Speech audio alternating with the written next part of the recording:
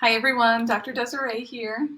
Today we're talking about challenging the status quo as a former people pleaser and how tough that is. Okay, so not everyone is a natural rebel. Um, Society really rewards people for falling in line and for, following the status quo, right? That's kind of, society and running smoothly. And I'm not saying that being a good citizen and being involved with the status quo in that way is a problem.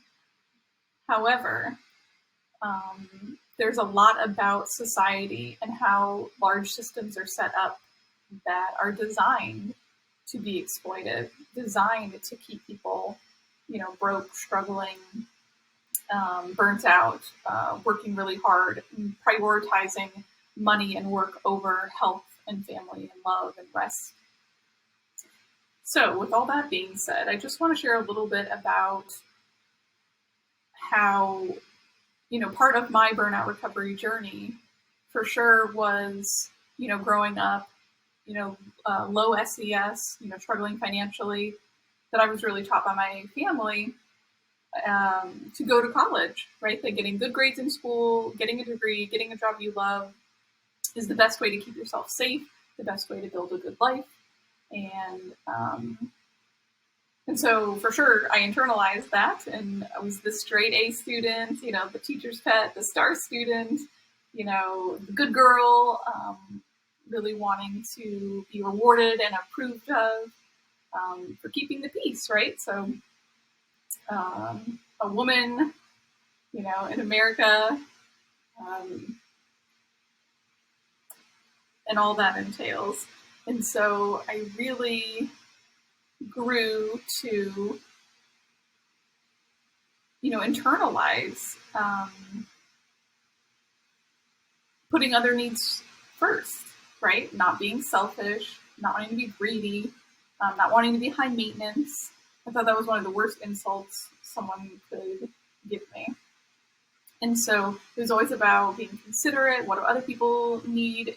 How do I need to change to be better for others? And how do I, flow with the status quo in society, the American dream, the system saying this is what you do, and if you do X, Y, or Z, you will be rewarded with, safety and a good life. And I try to play the game and do everything right. Lots of student loans to get those degrees, and try to have some social upward mobility and have a meaningful career, and ideally not struggle to pay the bills, and have a decent life and travel and have a happy family and be healthy. And at some point in my burnout recovery journey, as things started adding up and I realized things weren't working out exactly. I did all the things. I thought I played my role well. I sacrificed. And yet still, there were so many struggles. And it didn't seem like it needed to be that hard. And so when I started learning more and more about different systemic pieces, I stopped sort of blaming myself and saying like, oh, I just can't hack it. Why am I not strong enough? Why am I not working hard enough? Why don't I have more energy? If only I had this hack, and if only, I figured out how to, do 10 more things on my to-do list every day, I would have that well-rounded, balanced, healthy life. But that wasn't the case. It was never enough, no matter what it was, whether that was time, energy, money, it was never enough. No matter how hard I worked, no matter how many sacrifices I made, there were still ways in which the things that truly mattered to me, like loved ones, health, nature, that there wasn't room for that. It felt like in my life and in society. Like if I was going to play society's game right and earn enough money to pay for things, um, I would have to sacrifice something for that.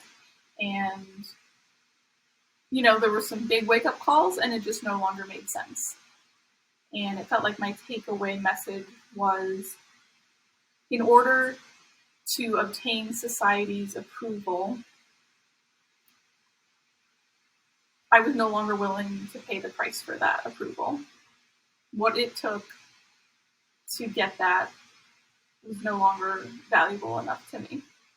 So I would rather step out of some of the game, challenge the status quo in terms of money, work, mental health, relationships. What does a good life look like? What does success look like? Just challenging those things and saying that's not for me. Working 40 to 60 hours a week is not for me. I can't pay that price. Not for who I am, with my family's needs, and how my idea of a good life looks. It doesn't match that. And so it took a lot of support, a lot of courage, a lot of risk taking, a lot of tears over some years to make different decisions along the way, to keep pivoting, keep slowly getting closer and closer to the goal of me designing a life that actually aligned my values and needs with what my daily life looked like, right? Instead of just saying that health and my children and nature and travel and rest were important, actually saying, okay, but then how does my daily life look? Let's make that match up. And so I'm talking to those people pleasers out there, former people pleasers, and folks who are just really used to saying, like, I'm doing everything right.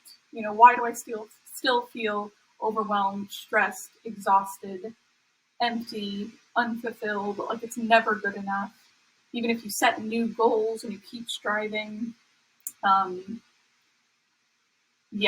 just know that it's not you. It's not that you're failing, and it's not that you're not good enough in some way.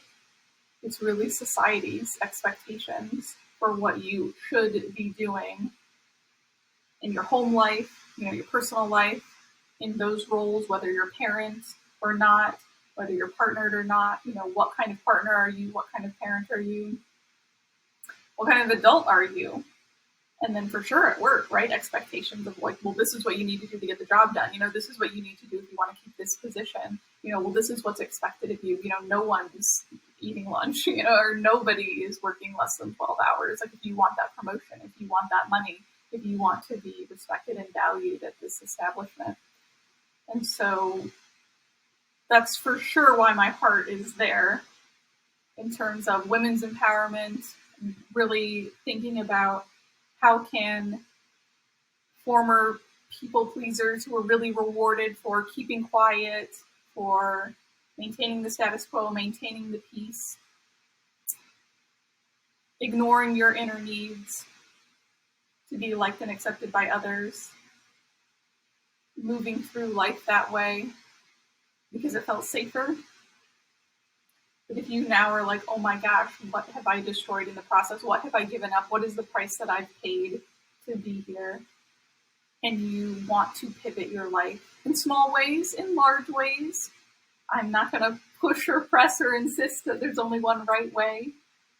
Healing and creating a beautiful life is going to look different for different folks.